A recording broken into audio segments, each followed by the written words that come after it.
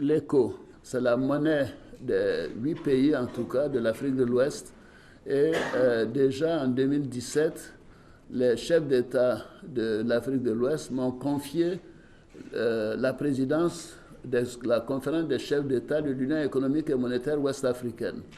Et c'est à partir de 2017 que j'ai commencé les discussions avec le président Macron pour lui dire que nous voulons une évolution de l'accord monétaire que nous avons avec la France. Donc c'est une décision des Africains. Bien évidemment, ce sont des choses qui demandent des discussions entre les techniciens, mais nous, notre vision était très claire. Nous sommes engagés vers une monnaie ouest-africaine qui s'appelle l'ECO. Nous avons donc commencé les transformations nécessaires à nos relations avec la France pour aller vers l'ECO.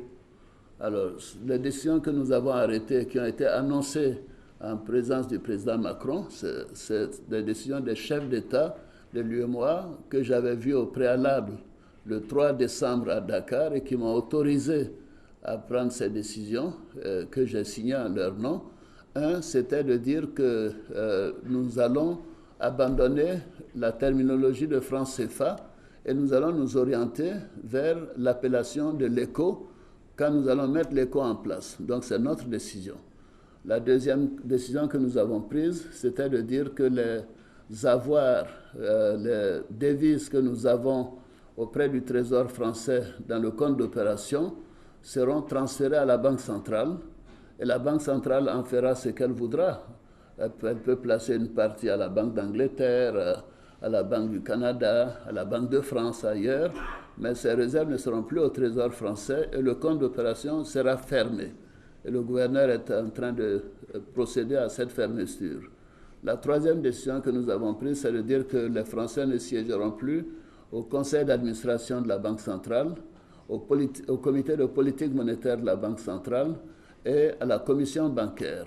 Voici les trois décisions que nous avons arrêtées. Alors, il y a un peu de confusion dans l'esprit de certains. Le franc CFA continue de circuler jusqu'à ce que l'ECO soit mis en place. Mais je signale que les Cap-Verts ont exactement le même système que nous avons aujourd'hui avec donc la France. Les Cap-Verts ont une monnaie qui est ancrée sur l'euro et qui a la garantie du Portugal. Donc à la date d'aujourd'hui, nous avons exactement le même système. Nous avons décidé, moi je suis un banquier, je considère que l'arrimage à une monnaie dépend du commerce que vous avez avec ces pays.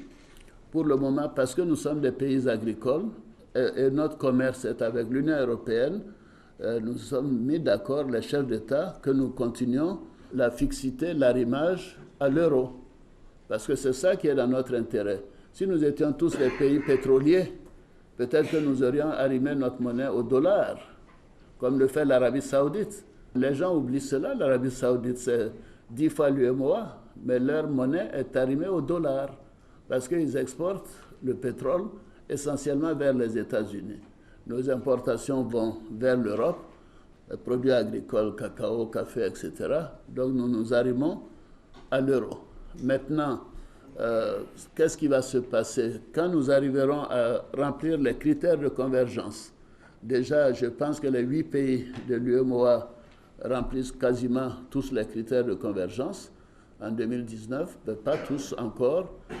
Les Cap-Verts remplissent les critères de convergence. S'il y a un ou deux autres pays en 2020 qui remplissent les critères de convergence, ces 10 pays ou 11 pays ou 12 pays commenceront à former l'ECO avec une banque centrale commune et également avec une décision de la parité de la monnaie. Supposez que le Ghana rentre dans cette union l'année prochaine ou dans un an, le Ghana est un exportateur de pétrole, ils pourront dire, au lieu que nous soyons arrimés essentiellement à l'euro, peut-être nous devions être arrimés à une combinaison euro-dollar. Vous voyez donc, c'est du fantasme quand j'entends des gens dire, que la France... non, là, je trouve que le président Macron est une génération vraiment moderne.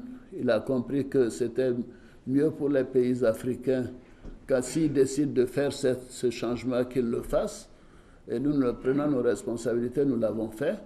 Et la France, nous continuons de demander la garantie de la France parce que pour notre monnaie, pour la stabilité des marchés.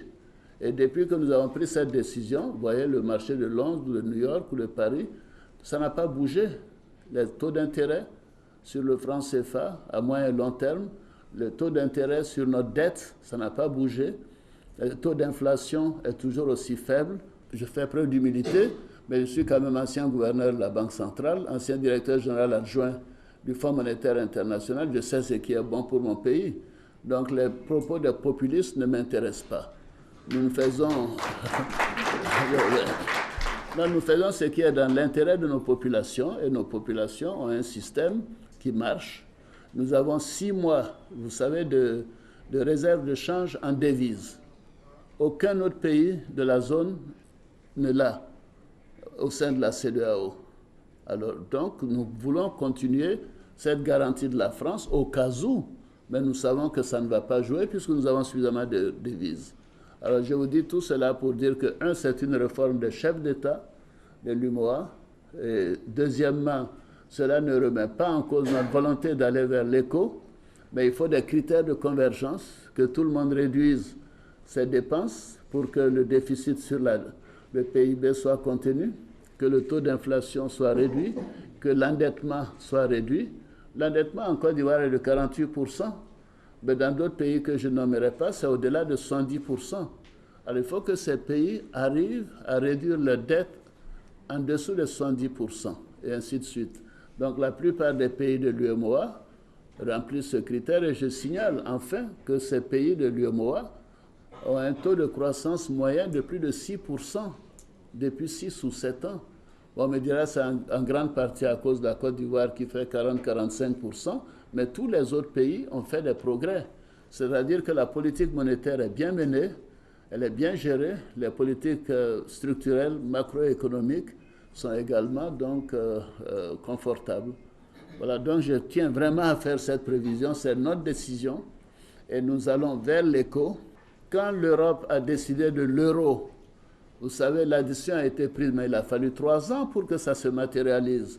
Alors pourquoi les gens veulent que nous, on ait pris cette décision en 21 décembre 2019 et que ça se matérialise dans les mois qui suivent? Ça se fera pas à pas, avec prudence, en tenant compte de l'intérêt de nos concitoyens de la zone UMOA et de la zone CEDEAO. Donc je tenais à faire cette précision.